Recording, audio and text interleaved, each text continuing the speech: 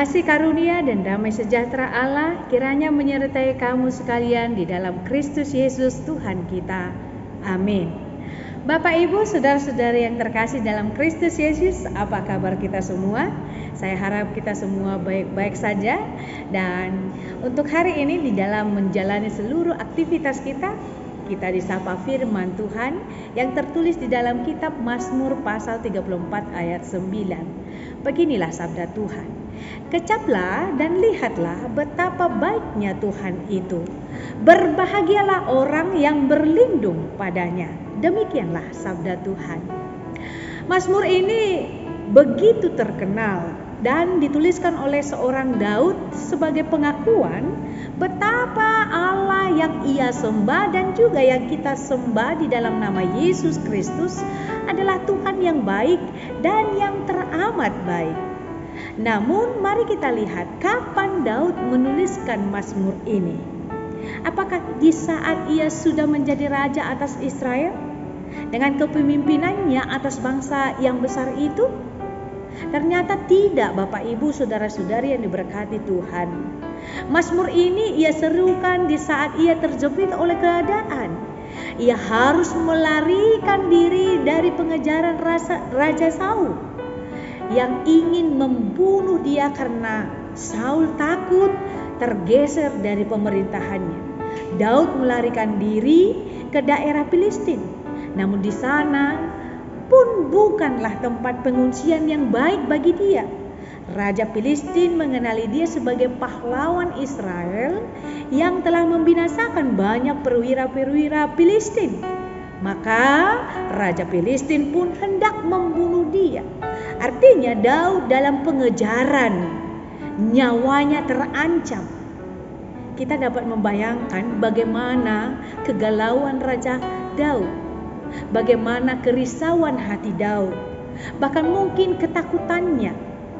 Tak ada tempat yang aman bagi dia. Namun mengapa justru di saat seperti itulah pujian meluap dari hatinya menjadi mazmur yang menjadi juga kekuatan bagi kehidupan kita di zaman ini.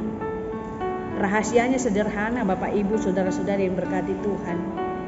Rahasianya sangat sederhana, tetapi ini menjadi kekuatan yang dahsyat bagi kita di saat ini. Rahasianya adalah bahwa Allah yang dia sembah adalah Allah yang tidak pernah berubah. Ia tetap setia. Tuhan sudah melindungi dan menolongnya ketika ia masih muda, ketika ia masih mengembalakan dombanya. Tuhan memberikannya kemenangan saat ia berperang melawan bangsa-bangsa besar, sehingga Israel memperoleh kemenangan besar. Allah juga meluputkannya dalam upaya pembunuhan Raja Saul, memberinya penghiburan dan kekuatan saat ia lemah dan merasa seorang diri.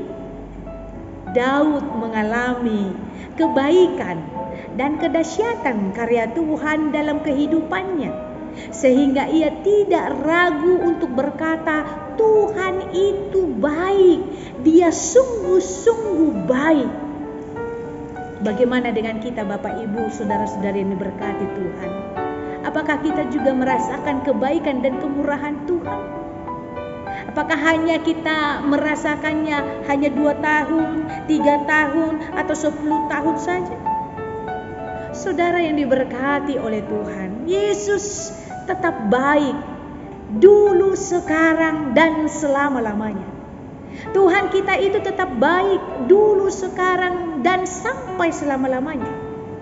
Karena itu alamilah kebaikannya sekarang, hari ini. Kalau dulu ia sudah menolong kita, mengasihi kita, melindungi kita, maka ia, Tuhan yang sama, dengan kasih dan kuasa yang tidak terbatas, sanggup dan mau menopang kita.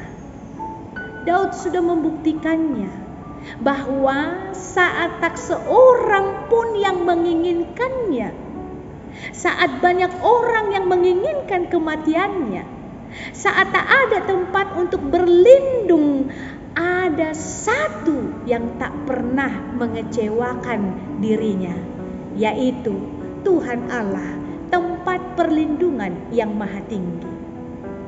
Diberkatilah orang yang mengandalkan Tuhan, yang menaruh harapannya kepada Tuhan. Dalam Yeremia 7 ayat 7. Bapak, Ibu, saudara-saudara yang diberkati oleh Tuhan, Tuhan rindu kita mencari dan menemukan Dia sebagai pintu dan jawaban bagi setiap masalah dan pergumulan kita. Allah berjanji, maka Ia akan menepatinya. Janji Tuhan adalah ya dan amin. Inilah yang harus kita hidupi sebagai orang percaya. Mengatakan kebaikan Tuhan bukan hanya waktu keadaan baik, namun juga saat kita merasakan penderitaan dan berlinang air mata.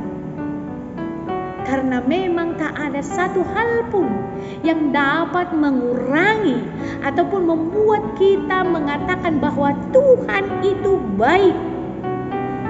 Lihatlah Yesus Kristus, korbannya di atas salib. Dia rela mati menggantikan dosa kita, membuat kita tidak pernah berhutang kebaikan bagi siapapun.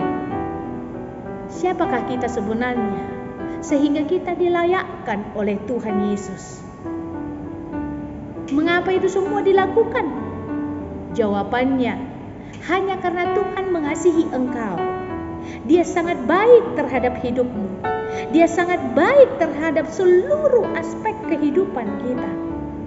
Karena itu janganlah hanya memandang besarnya masalahmu. Jangan hanya terpaku pada kesulitan yang kita hadapi itu.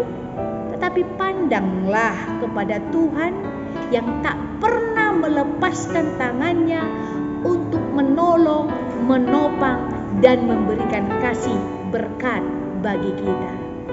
Karena itu Bapak, Ibu, saudara-saudari yang diberkati oleh Tuhan, dalam menjalankan satu hari ini, selamat berjuang, selamat beraktivitas, salam bahagia, dan kecaplah, lihatlah betapa baiknya Tuhan dalam kehidupanmu.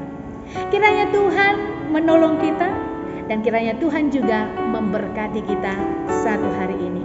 Tuhan Yesus memberkati. Mari kita bersama di dalam doa.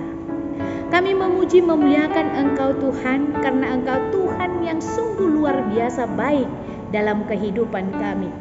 Engkau memberkati kami, Engkau menolong kami, Engkau mengurapi kami, dan Engkau juga melayakkan kami, mengizinkan kami mengecap hari yang indah ini untuk kami lalui lewat karya dan perbuatan kami.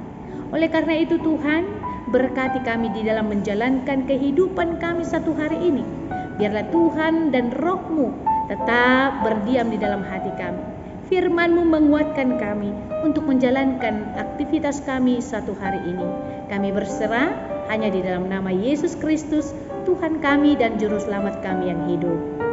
Anugerah dari Tuhan kita Yesus Kristus, kasih daripada Allah Bapa, dan persekutuan Roh Kudus kiranya menyertai kamu sekalian.